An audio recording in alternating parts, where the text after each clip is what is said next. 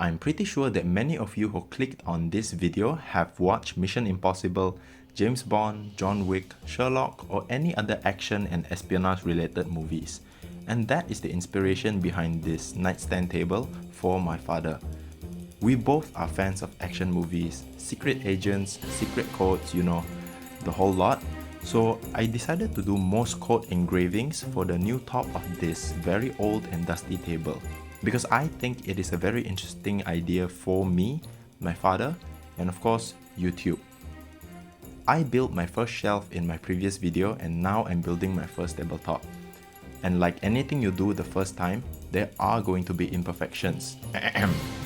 And so did this little project. My name is Julian, and this is Lignum Neophyte.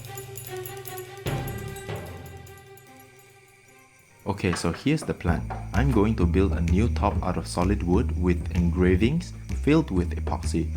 Also to repair and resize the table base to fit the new top, because it has become wobbly and flaky throughout the years of service in serving as a table, not as a secret agent or anything, although it has been watching over my father for many years without being noticed, so potentially a secret spy.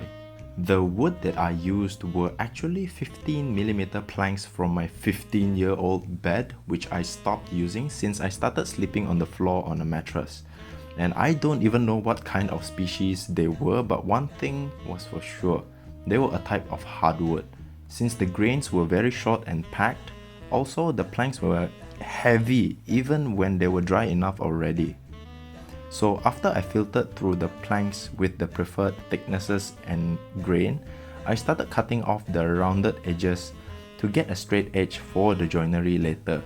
They were also cut to 5 inches for the widths where the engravings will be.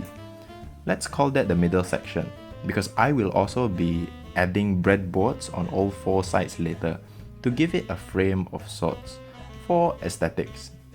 Then I just lined them up and drew 5 lines across to let me gauge where I'll be drilling my dowel holes, and I chose to do dowel joints because that's the best option I have so far for alignment and strength.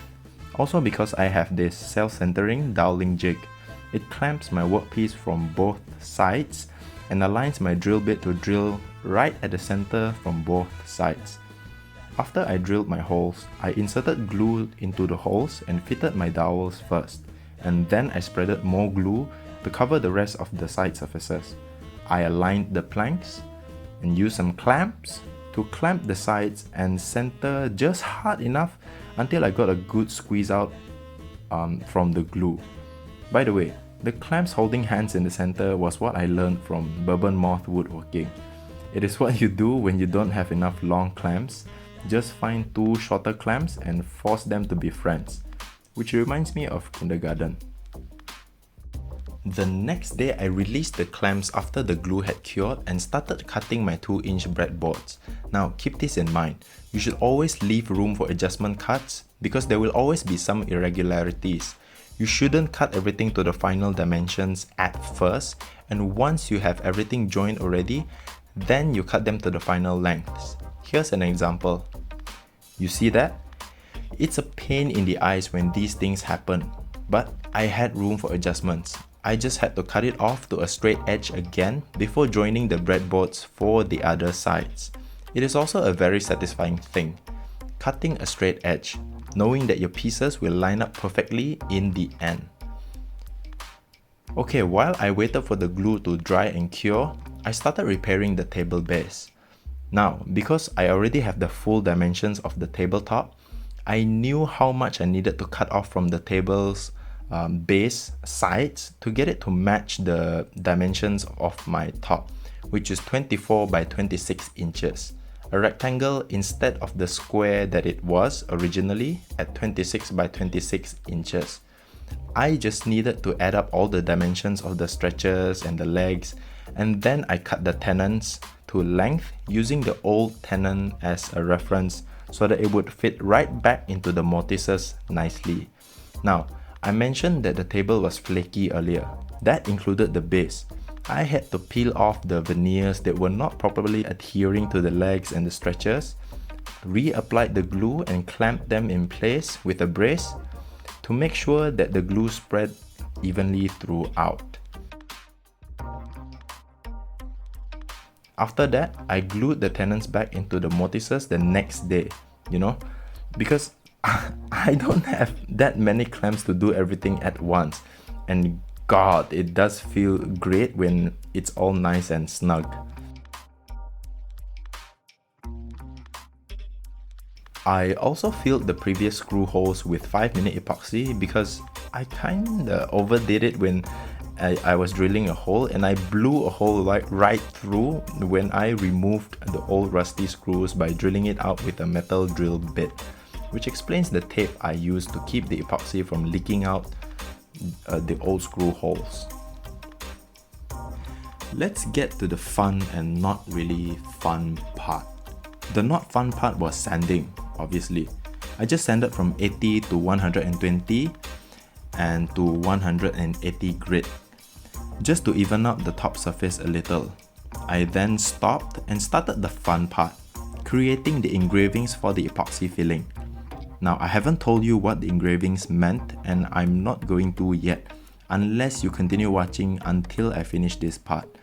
Even if you know Morse code, you won't even know what it stands for anyway. You can sort of guess, but you won't know for sure until I tell you, right? So stick around.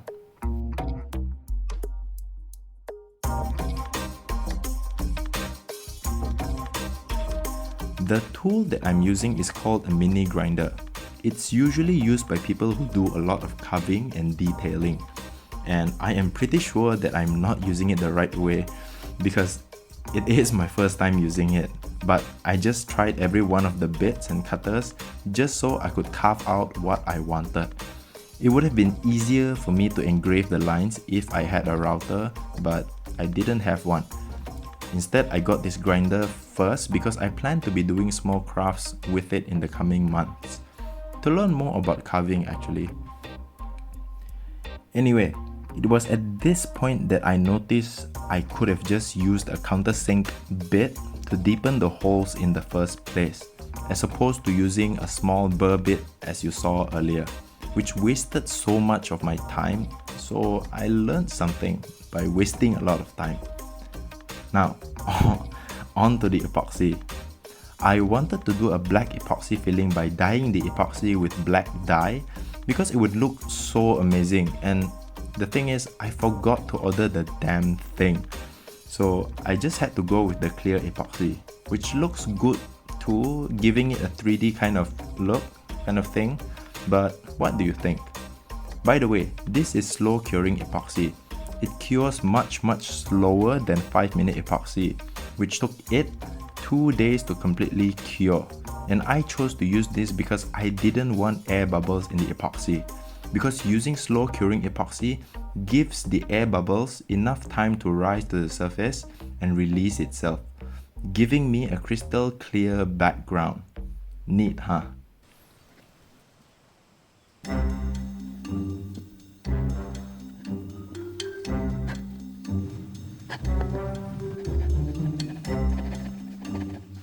And now it's all about the sanding, which I am also gonna skip because it's boring and you shouldn't be watching this.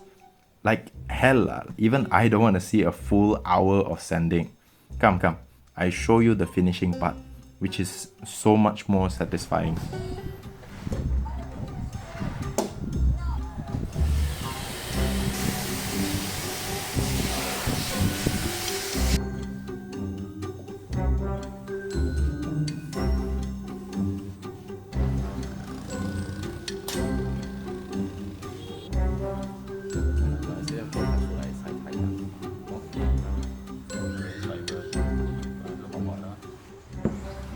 Staining 那时候是会那样嘛 ，before you apply the finish。这个因为我们采用的灯笼，它生发是那个蒸发很快，所以它干很快，它上很明显的。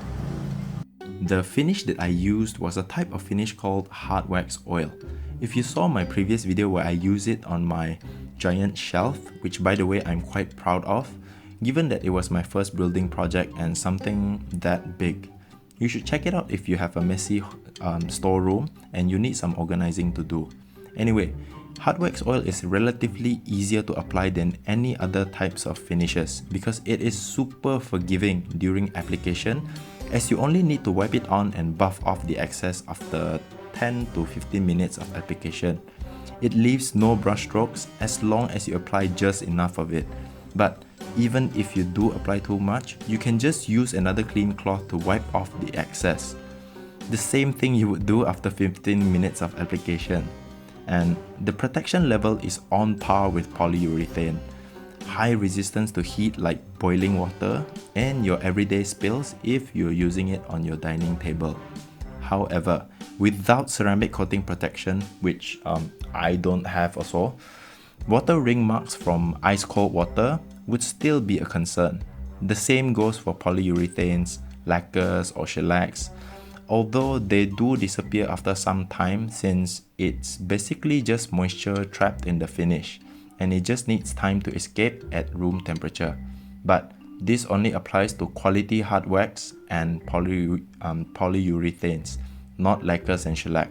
So just use a coaster or a trivet whenever you want to put cold stuff on any of these finishes next time, unless you have the money to get ceramic coating protection, which I don't.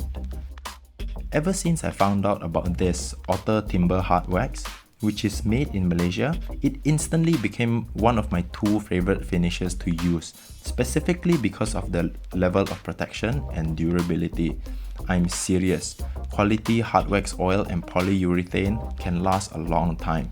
You can expect it to last at least 5 to 10 years, so long as you don't purposely damage them with a knife or anything over 100 degrees Celsius. Even if you do, hard wax oil is easier to repair compared to polyurethane or any of those other finishes that I mentioned before. The difference is mainly the finished look. You can still feel the wood grain for hard wax oils, and for polyurethane, you would have a layer of film finished on top, giving you depth, a 3D kind of thing. So it's up to your preference in the end. You decide.